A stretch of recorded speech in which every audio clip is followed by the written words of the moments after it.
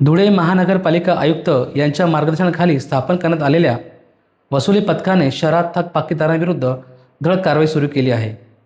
मालमत्ता कर व इतर करांची थकबाकी न भरलेल्या मालमत्ताधारकाकडे जाऊन कारवाई करण्यात येत आहे।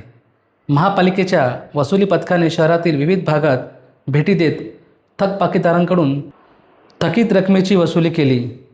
काहींना पूर्वी नोटीस देऊनही त्यांनी कर भरणा न केल्याने अशा मालमत्तांवर सीलची कारवाई करण्यात आली।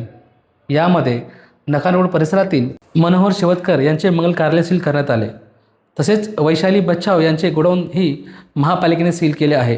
ही कारवाई पुढे सुरू राहणार असून थकबाकीदारांनी तात्काळ कर भरणा करून सहकार्य करावे, अन्यथा कठोर कारवाई करण्यात येईल, अशी माहिती वसुली अधिकाऱ्यांनी दिली आहे।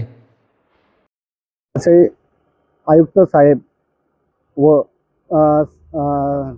सोलिया मॅडम यांच्या मार्गदर्शनाखाली जप्ती पथक तयार करण्यात आले आहे।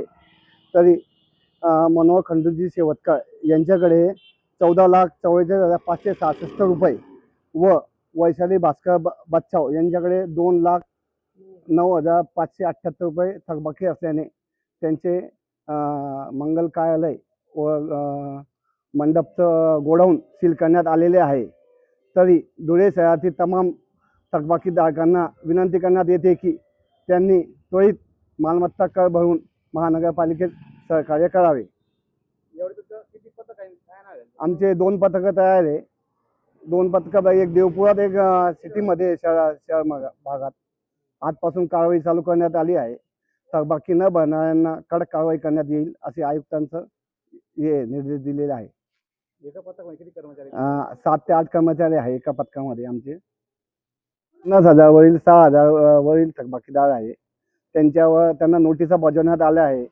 त्यांना 7 दिवसाची मुदत देण्यात आली। 7 दिवसानंतर पैसे नाही भरले तर त्यांच्यावर जप्तीची कारवाई अटळ आहे।